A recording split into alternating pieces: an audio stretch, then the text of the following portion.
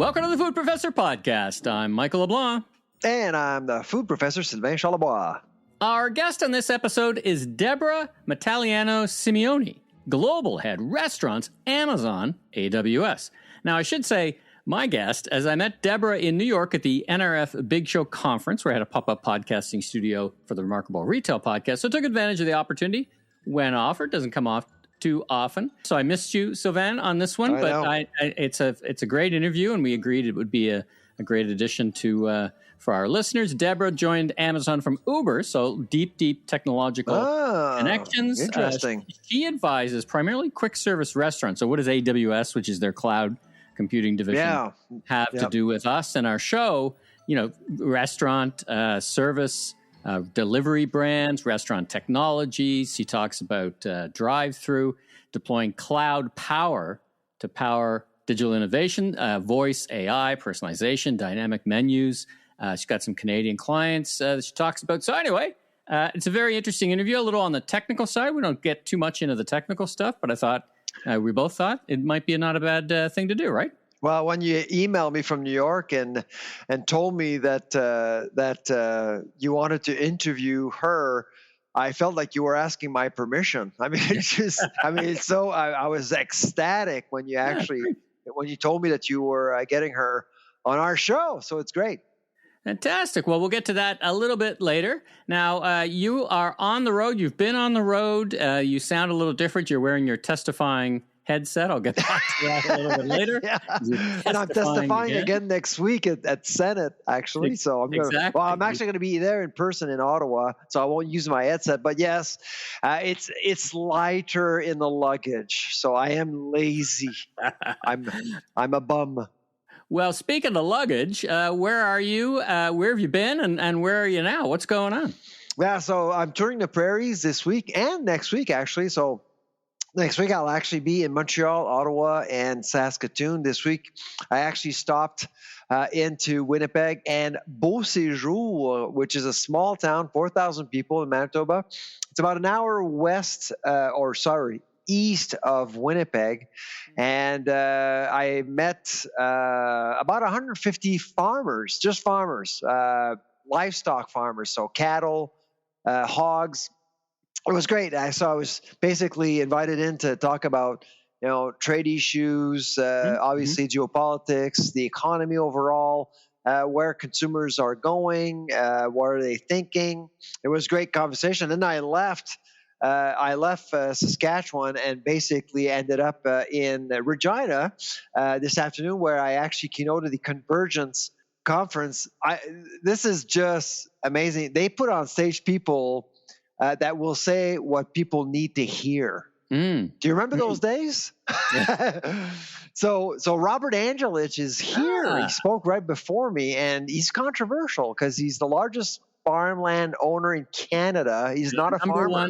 Our number one podcast episode in terms of downloads in history. He's number one still. Exactly. So honestly, and Trent is also here, the farmland evaluator, and spoke to him before lunch. And so there's some great people, great thinkers here to think about the future of food. And I really, really love seeing organizers challenging participants as much as possible. And we did talk. I got a question about Alberta's independence because I'm from Quebec, and say, hey, you actually went through this. Yeah, I left Quebec because of it. Hey, I know you well enough that when you go to these things, you don't hide in your hotel room and then just suddenly pop onto the stage and leave. So as you've been mixing and mingling with the farmers and with the ag folks, what's the vibe? How are they feeling? I mean, the farmers. We talked about beef farmers having another little gateway open to China. They must be happy about that. But what's going on? What's the vibe? Yeah, they're happy, but they know it's temporary, so they know what's happening. And of course, Ottawa's making them nervous, obviously, with the United States. And I did say on stage that the United States, regardless how we see it, will remain our number one trading partner due to geography. That it's something we cannot change. But at the same time, two visions are colliding. There's the globalist vision and the America First vision, and Donald Trump has made a decision to basically exclude what he would consider as non-influential groups like the EU, like Canada, for example. And it's hard for Canadians to accept that, but it's not about Canada. And I always said that Mexico has got right with President Sheinbaum not taking personally the fact that he's renamed unilaterally the Gulf of Mexico, Gulf of America, build the wall, and basically asked Mexicans to pay for it. I mean, they just went over that and moved on and became the number one trading partner to the U.S. I actually do think that Mexico will save CUSMA, because I don't know about you, but I've been listening to Scott Besson a little bit more, and he did say that, but he did say, I think we're going to have a deal eventually, but it's going to be painful for Canada. And so I am expecting some turbulence, but we'll get somewhere with CUSMA. But overall, I think the group is optimistic, pleased with what's going on with China, but also a little concerned about the future of CUSMA. Trump seems to, or the America seems to have cut a deal with India, which basically looks like, I mean, you never know the real details of these things, but it looks like, stop buying Russian oil, buy our oil that we now have from Venezuela or something like that. But I got to think that is also some ag trading going to happen there, because we all recognize such a huge market. Yeah, no, absolutely. So there's some deals being signed, and India, I think India is actually he's seeing the writing on the wall. To my point about what's going on with America, America wants to disconnect. America wants to make its currency weaker, and so the rest of the world, which in my view has tried to become purposeful since the fall of the Berlin Wall. Really, I mean, we ended up with one superpower, and the Western world has actually decided, well, what do we do now? And we've never been able to adequately answer that question. And so I think there's that going on. And so India is saying, you know what, we're going to basically start becoming relevant again and connect with other parts of the world instead of just being our own thing. Mm-hmm. And frankly, the U.S. for them is part of that ecosystem. That's kind of what I'm seeing right now. We have a globalist prime minister. I mean, that's and he's following that agenda. And so whether we like it or not, the Trump administration believes that globalization is a failed policy. I do not agree with that. I don't know if you do, but I do not myself. And Canada has actually become a very successful economy because of globalization. I think that really Prime Minister Carney is walking that fine line, making sure that we can continue on that path while dealing with a very upset or disgruntled neighbor, the United States. Well, speaking of Prime Minister Carney, you're off to Ottawa to testify February 12th. I think this is your 26th time. Now you're testifying. I think after 50, they give you a membership card. I think you get a smoking jacket at 75. So keep going.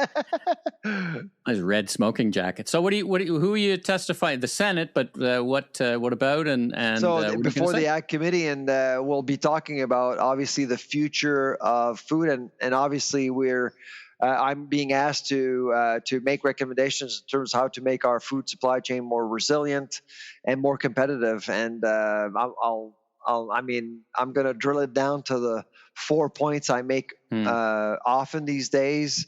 Interprovincial trade barriers, and that would include supply management. They're not going to like that because, many people on Senate on that committee are from Quebec and Ontario, obviously. Better logistics, carbon pricing, the issue of competitiveness when it comes to manufacturing. Basically, scaling up companies. That's certainly a very important issue that we need to address. Now, moving on, I wanted to do a follow-up from last week's discussion of the GST grocery rebate. Now that you know it's going to cost the government, or should I say our children's children, $12.3 billion. Yeah, I know. Does that diminish your enthusiasm or stiffen your spine for maybe mentioning to the senators we should get rid of GST on food, which again costs us even more money, but is it a fair trade-off? You're going to study that, right, in the lab? Figure that out. Oh yeah, no, absolutely. I do think. Well, like I said last week, it's hard to argue when you give money to people who need it, it's hard to argue that it's a bad idea. But of course, it took 3 days. 3 days for any reporter to ask the prime minister or anybody on cabinet. How much is it going to cost? Yeah. Like, how are you going to pay for this? Yeah. It's a simple question. They're not. This is print money. I mean, it's just more debt. There's no, it's just our children's children paying. So if there were no other solutions, obviously we would have to do it. But I've always said, well, why don't we start by cutting the tax? Cutting the GST. Let's start with that. Do you know how much that would cost? It would be, my estimate would be 7 to 10 billion. Huh. Yeah, on food only. Now, when you say food only, does that, just so like we be very clear, does that mean what's in the grocery store, what's in restaurants? Grocery stores and service. And service. Both. Okay. Yeah. And of course, there is this gray area, which is ready to eat at the grocery store. Mm-hmm. And to me, it's a big one because obviously a lot of people aren't going to the restaurant. They're actually going to the grab and go counter at the grocery store. And it's becoming more popular. And so that's why I think that food service should be exempt, because of the ready to eat counter. I understand. So that's why. And frankly, I would start there. Now, if people would need a bona fide GST credit, sure, you can try that, but it is quite a bit of money, and frankly, the fact that no reporter asked Mr. Carney a couple of weeks ago, I had just assumed it was actually in the budget, but when I found out it was not, I was a little surprised and frankly concerned that no one even bothered to ask. I mean, are we sleepwalking through fiscal policies, or what's going on here in Canada? Like, don't we have reporters to ask like really basic questions about how we fund programs and how to make the government accountable? I'm very concerned about that. Well, let's talk about a price cut on the other side. PepsiCo announced a 15% cut in their snack and beverage division. So what do you make of this 15% cut? Is it they've made bank over the past couple of years and they're now deciding to give some back, or is it a growth market share grab? First of all, the fact that they actually decided to go out, Super Bowl week, they wanted cheap publicity, one thing. And I think they wanted to undermine their customers. I'm not sure Kroger or Walmart are pretty happy about what PepsiCo did, but only PepsiCo would do that. I thought it was really interesting. Like, imagine your supplier goes out in the media and says to everyone, I'm selling to you, the grocer, my food for less money. So I expect consumers hear this and say, well, that's great. For Super Bowl, I'll pay 15% less on my snacks, right? Isn't that how it works? So it really is interesting, because I suspect that some people called other people this week when they learned that PepsiCo was doing that.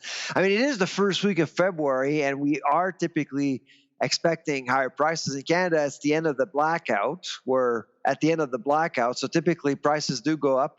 And by the way, February is one of the most volatile months of the year when it comes to food prices. And so that's why I've been saying to some folks, well, December was high. Well, you haven't seen nothing yet. I mean, I think that January is going to be even higher, and February is going to be painful too. But I thought it was really interesting for PepsiCo to do that. But I think so. One, cheap publicity, because of the GLP-1 drug phenomena. Mm-hmm. They're out there, they're advocating, they want people to snack. The Super Bowl of snacking is, well, the Super Bowl. The Super Bowl, yeah. It's the Super Bowl. So they're basically out there advocating, but also they undermine their own customers. And I'm not sure unless they made phone calls before the announcement to, listen, we're gonna go out, we're gonna tell the media that we're actually reducing our prices. Are you okay with this? Maybe it happened, but I would say if it didn't happen, I suspect that people at Walmart at Bentonville, Arkansas, they probably called someone at PepsiCo to check things out.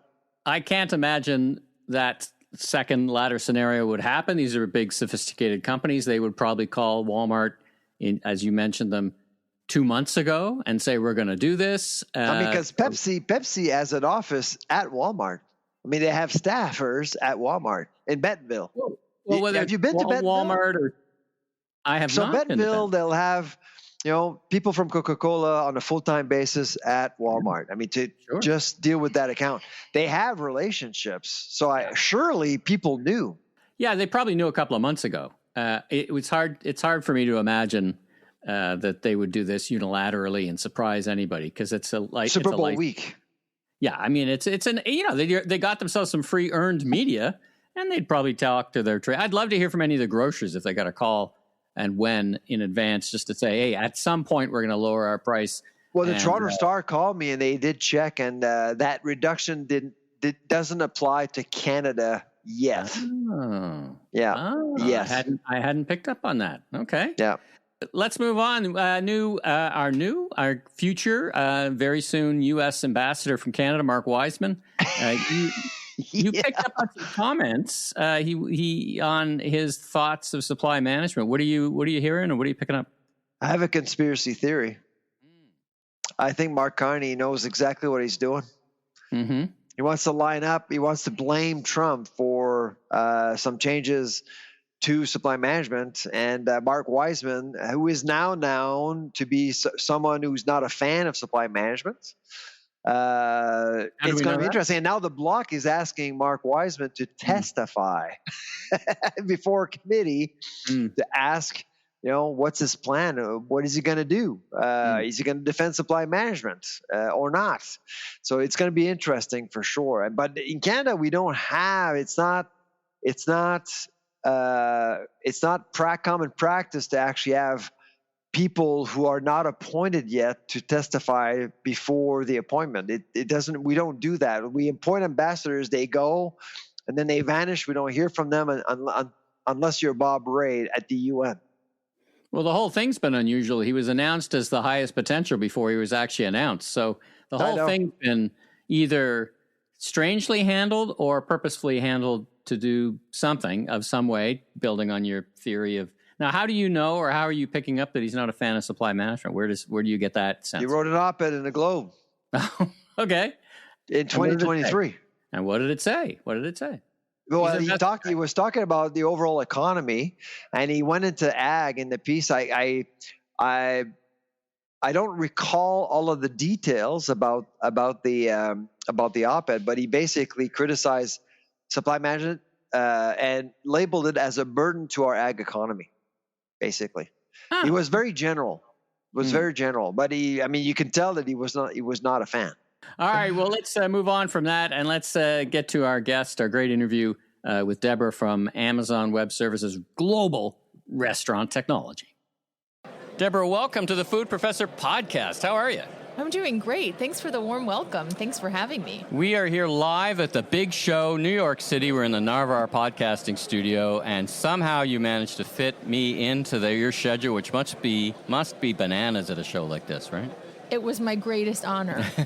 And it's not even a restaurant show, ostensibly, right? I mean, it is a broader retail show. I imagine.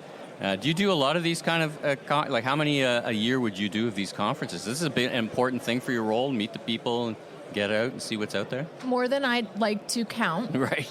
But the convergence between restaurants and retail has become increasingly clear. I was just reading a stat. It's like 80% of consumers expect deliveries in 2 hours or less, whether it's toilet paper or Thai food. Yeah. No one's distinguishing anymore. Yeah, it's crazy, right? And, of course, the broader grocerant trend that all the grocers got in, right? They're going to be not just a destination to get things, but also, investing in $50,000 pizza ovens, right? They're kind of encroaching on each other's turf in some ways, right? 100%. You might have seen downstairs, Instacart just launched some hardware for grocery stores for their growing prepared food businesses. Yeah. Well, what they call is share of stomach, right? Who gets the share of stomach on any day? But hey, listen, well, we've jumped right in. So thanks again for joining me. You've had an interesting career journey from working in Congress. You've been in politics and all the way up through, and now you're in the restaurant business. So talk about yourself and a bit of your background. Sure. Well, I think we'll get into this. I'm really big on being rigid about your what and your why, and very flexible about your how. So I had originally planned on going to law school and had this greater purpose, but ended up taking quite a swerve into retails and restaurants. No kidding. I was tasked with launching the very first Uber Eats markets across U.S. and Canada in the mid-2010s. Now, how did you pivot into that? You were a congressional intern. You went to George Washington.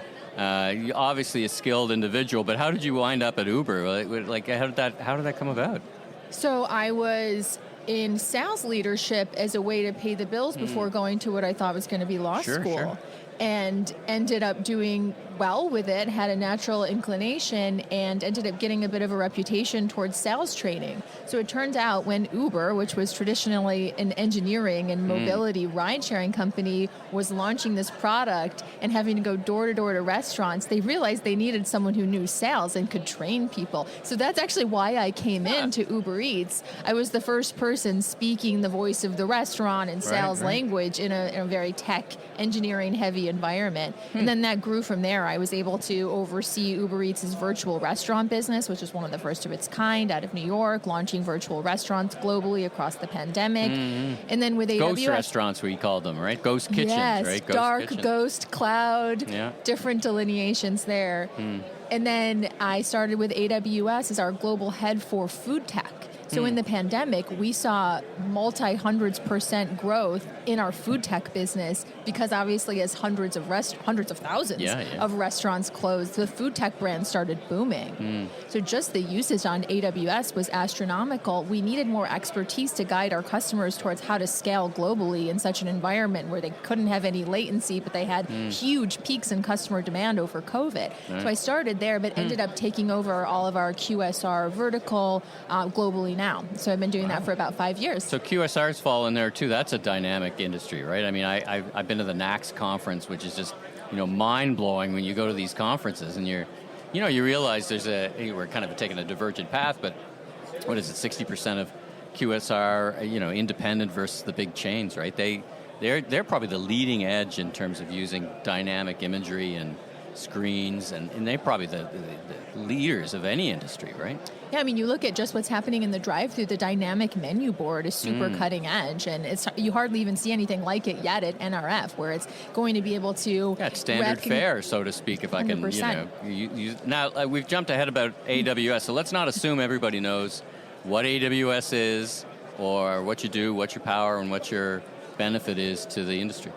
So if you think about Amazon, Amazon's cloud provider is AWS. So we are a comprehensive cloud platform that serves the retail restaurant industry, really many industries. But we've got 30 years of experience in retail just from Amazon.com. So our goal with serving restaurants is to serve the world's largest QSR and food tech brands and help make them just as customer-centric as Amazon is. And we're lucky. We are able to be a super broad and comprehensive provider for really any use case in AI across the enterprise restaurant continuum, whether it's food tech, whether it's a distributor, whether it's drive-through. We are able to cover everything. So I get a really interesting vantage point into what's happening in the industry and what executives are thinking about and working on. Well, my partner and I, Sylvain, and Sylvain's not here, so I'm doing this solo, one of our rare solo interviews. Of course, we focus on the Canadian market, so you have a global remit. What do you do in Canada? You ever get up and you said you're from actually not too far away from Canada originally, so you're familiar with the territory in some ways. But are there as exciting things happening in Canada as there is? What do you think about the Canadian market? Oh, 100. I mean, Canada is setting a lot of trends in terms of loyalty. You guys have great customer loyalty adoption and partnerships across big consumer brands that set the stage for the rest of the world. And then when you think of brands like RBI, they've done a lot to bring the restaurant industry forward with geofencing, understanding where a customer is and when to time that order pickup during a busy breakfast lunch at, say, Tim Hortons. That's been something the rest of the industry has learned from the past couple of years. Yeah, RBI, what a, I know many of the people at RBI, what a big business. Like, the number of restaurants they open and their breadth is really mind-boggling, right? I guess that's where the benefit of having the AWS, that horsepower in it, behind it. It really comes in when they're a global player, you're a global player, you can support them wherever they are, right? You nailed it. It's really about the scale. When you think about QSR, like every unit matters in the large unit economics that we deal with. Some of the largest retail stores only still have 5,000 locations, but my largest QSRs have 65,000 locations. So just the scale, everything you're doing is just multiplied by 100. So we're going to kind of zoom in for our rest of our conversation on AI a little bit. We can't have a conversation, particularly at a show like this, where they're talking about AI in some way, shape, or form. So what do restaurants need to know about AI adoption? It doesn't immediately come to mind that they need to be thinking about AI, but I guess everybody does. What should they be thinking about? The guidance we like to give to restaurants is that AI really isn't just a goal that you should be setting, but it's a tool that you should be using towards your greater goals. Okay. So I often see restaurants or even consumer brands set that, we have this goal to adopt AI or use X amount of AI services by X date. As in, that's the point of arrival. Yeah, right? Like you're walking around with a drill, like looking for walls and needles, right. like. Versus this is my goal to set a new standard for my customer, to make life better in some way or easier or reduce a pain point, and AI is a tool to get there. So the first thing we like to talk about is just reframing that conversation. Well said. And knowing that AI goes beyond slapping a chatbot on it, as I like to say. AI is not just chatbots, and not everything needs a chatbot. Sometimes customers or employees don't ask for that and don't need it. So really understanding what's the use case, what are you solving for, what is the outcome you need. I was saying earlier, be very rigid about your what, but be open-minded to the how. There's a lot of different ways that AI can help you reach an outcome, but please define your outcome first. Otherwise, I do see organizations these days throw a lot of spaghetti at the wall or put out AI projects just to hit a target of AI usage, which that just goes against the whole purpose of it. So I used to travel, I still do travel the world, and I often talk about technology in the retail context, restaurants as well, and I have this model where I have a number of intersecting technologies, AI at the beginning, and they also overlap, right? So machine vision and AI and all kinds of things. And I used to, for a while, use as my use case AI in the drive-thru. I said it's a perfect use of AI, right? You've got a limited vocabulary to learn from. People aren't asking the temperature in, Buffalo. They're asking for a limited amount of things. And there was a taco company that was doing one that was very famous, and then I think McDonald's took a run at it.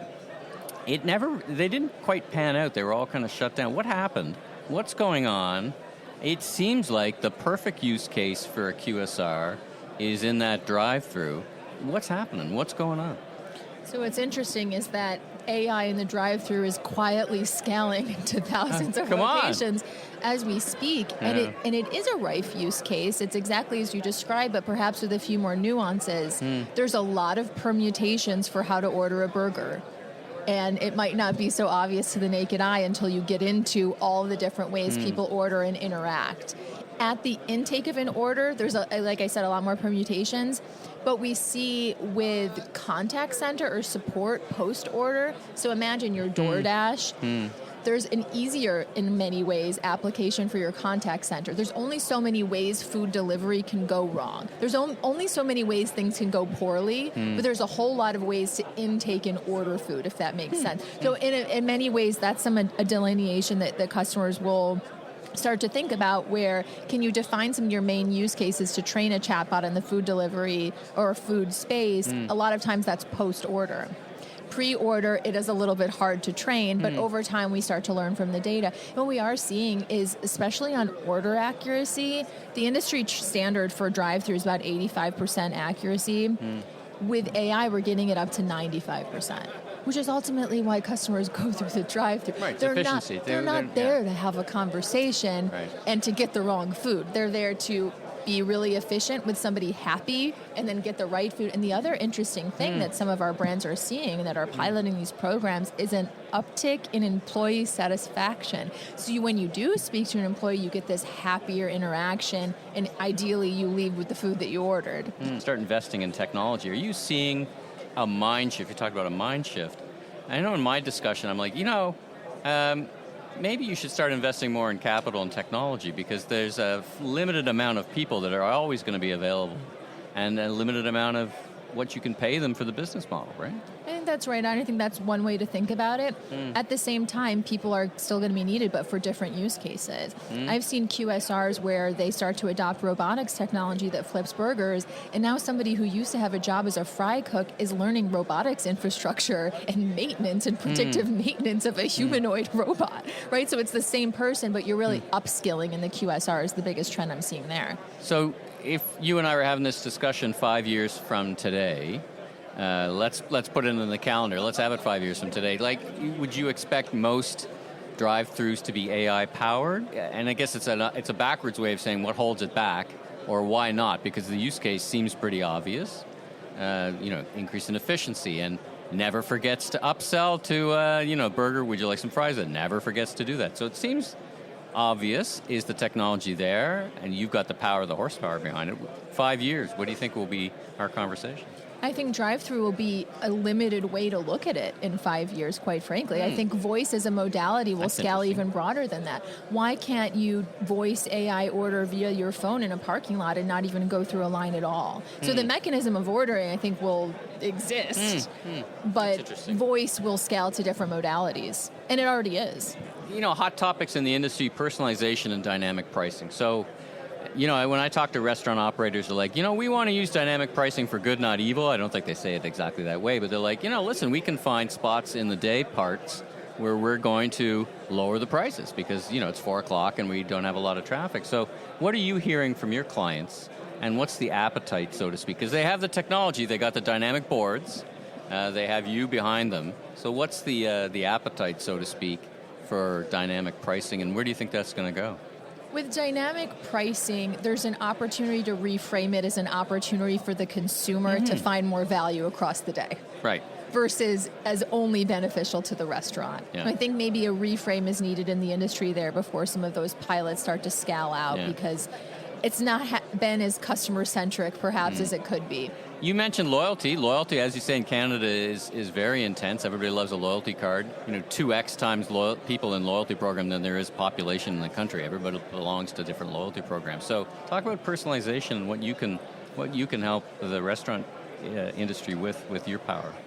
Well, it's interesting the way that you sort of worded the last question of sometimes when things are good for the restaurant, it doesn't seem like it's good for the consumer, and you have a little bit of that disconnect. But from a loyalty and personalization perspective, that's very much a win-win. We're seeing in the industry about a 30% more efficient upsell rate and adoption rate with a personalized recommendation. Good for the restaurant, but good for you, because personalization really helps us feel more seen from a hospitality perspective. Even our neurons fire differently when somebody knows our name and what we like. Like, this is really the meat of restaurants and why this type of experience has scaled across the world and why people still go out to eat, right? Like, you want somebody to know you, care about you, see you, and make you feel special. Personalization's doing that, but it's also helping people make quicker decisions. When you're not talking to a human and you're just interfacing with an app, you do want to get in and out. Right. So if the restaurant knows you better to give you that better recommendation, all power to you. And the other thing with loyalty, personalization is getting to such an extent with QSR in particular and fast casual on taste profiles. So not just personalize of, hey, you ordered a coffee, let me show you a different coffee, you like this format of drink, but these are the ingredients you tend to like in your coffee. I see you always order 3 pumps of vanilla. We just launched a vanilla cold foam latte, and it's available in your area.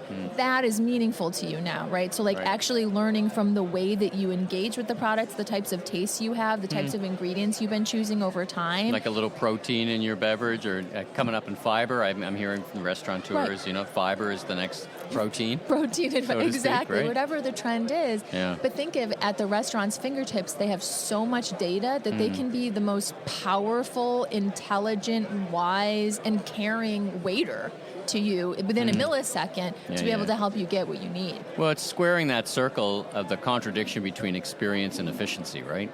And it is often the case, I draw this kind of spectrum that you're either, you can be very efficient or you can have a great experience, but the two do come together, particularly in retail, where you're like, I want to take my time, I want to get custom offers, but when it's time to go, I want to check out, I want to go, I've made my decision, let's happen it. let's make it happen fast. Is that what you're hearing from when you talk to these big brands? Well, in restaurants, it's interesting because efficiency is experience in the drive-thru in particular, right? Speed That's is the CSAT measure that matters. But to your point, speed you look and accuracy. To your point, and accuracy. But you look at a brand like Chick-fil-A. Taco Bell tends to beat them in drive-thru times. In the 100,000 drive-thrus we have across North America that we've studied year over year, Taco Bell tends to be really fast. But Chick-fil-A always wins on customer satisfaction, even though it's not the fastest drive-thru. Because they have service with a smile. Right. So there are instances where people are willing to spend a little bit more time if that experience is additive to the day and they get some other kind of value out of it.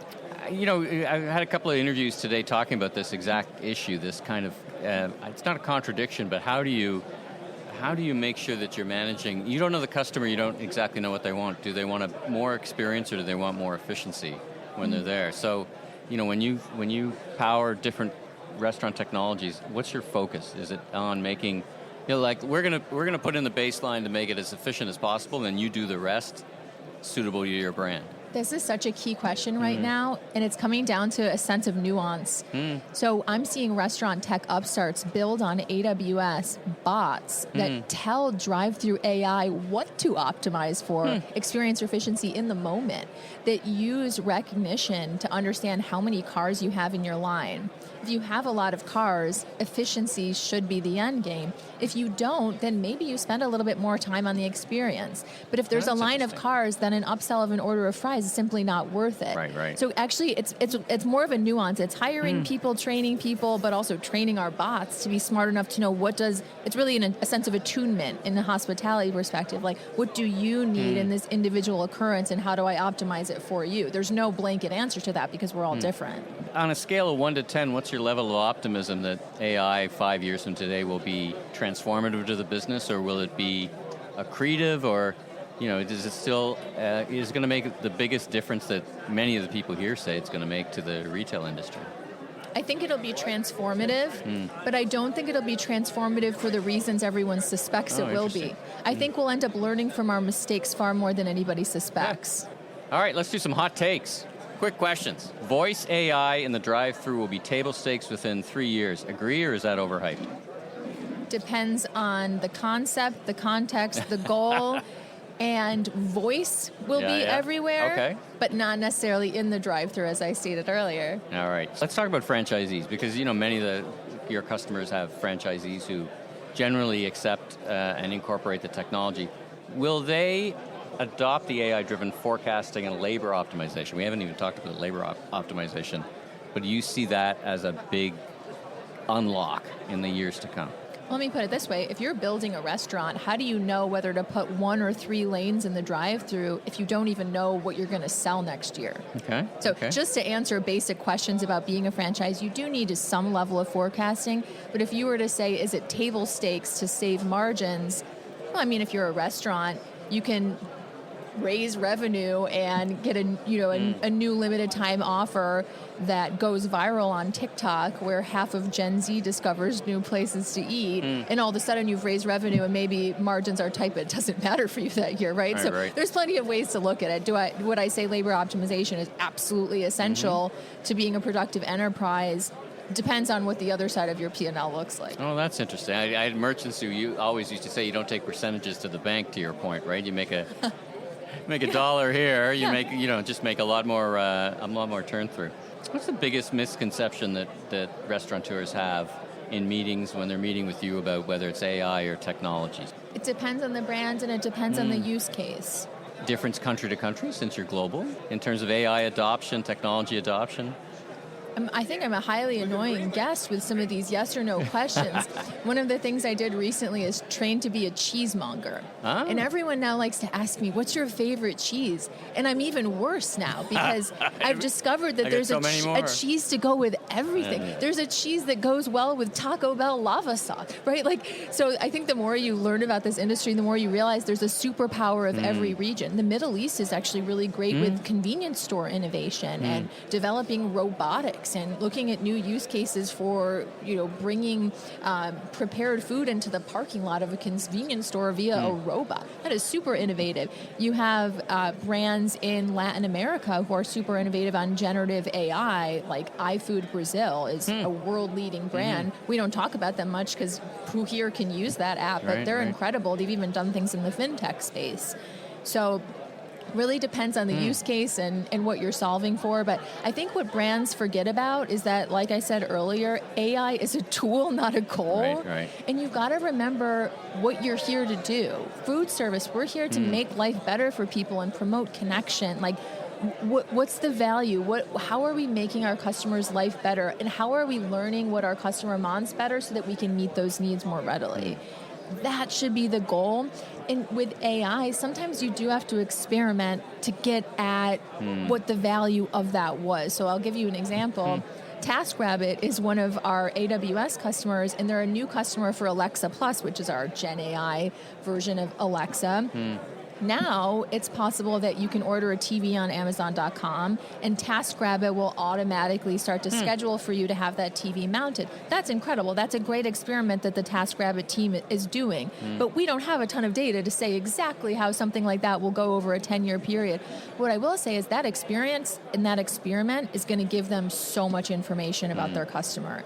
So even if you don't know the how and what the results of an experiment are, if you know your purpose and your end goal overall, and you know that data is going to get you somewhere on your consumer journey, do it anyway. And that's oftentimes what executives miss. They want a perfect crystal ball, or they say, let's just wait until the dust settles and we'll let others fail first. Really, the answer is somewhere in between, where you accept a bit of nuance, but you are able to fail in a way that's intelligent for your business, knowing that even your failure will bring you greater success because you'll be able to use those insights in a new way. It's a big part of Amazon culture, I've learned, is really, willingness to fail. Really open up a location, open up a concept, doesn't work, close it down. Like that's a part of your DNA, I feel, right?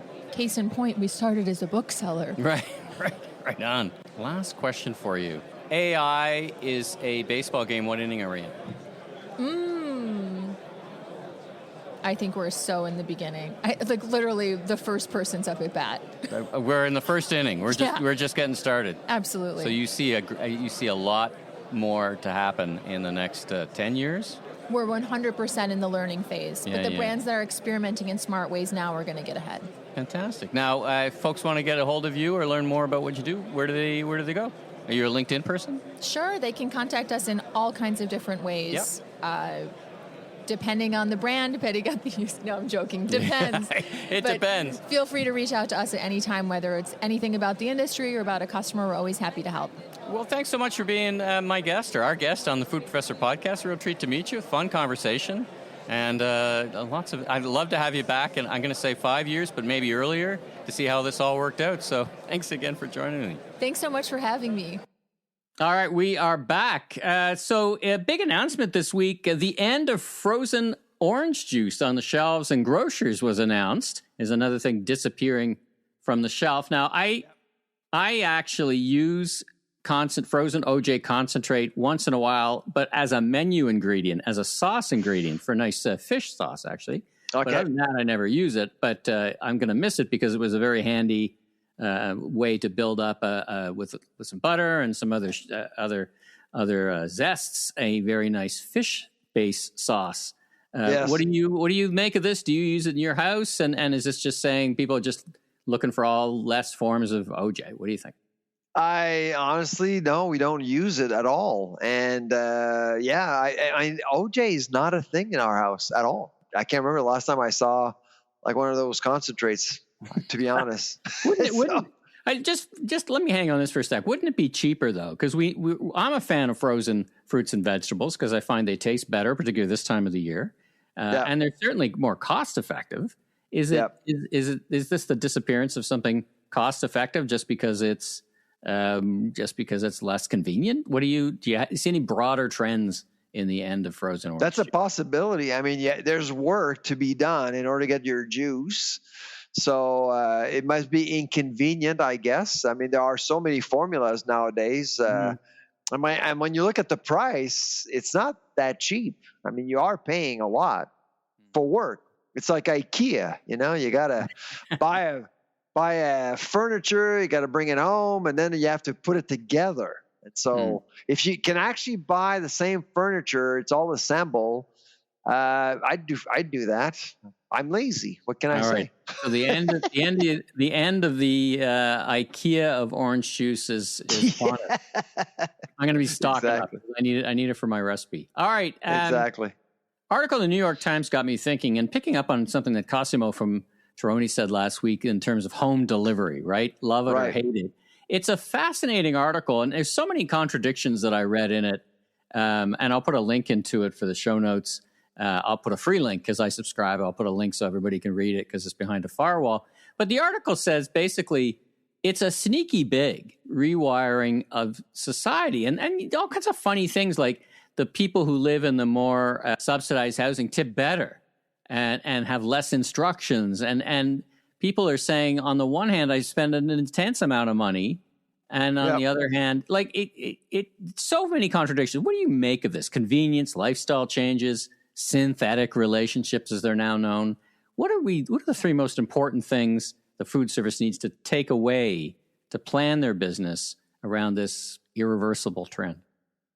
Well, I think the fact that you're not at the mercy of a location is a good thing. It's a strong business model. I mean, they often say location, location, location. Well, once you actually put delivery into the fold, it's about product. It's about the service. It's about the experience outside the home or inside the home, I guess. And so I see value in it.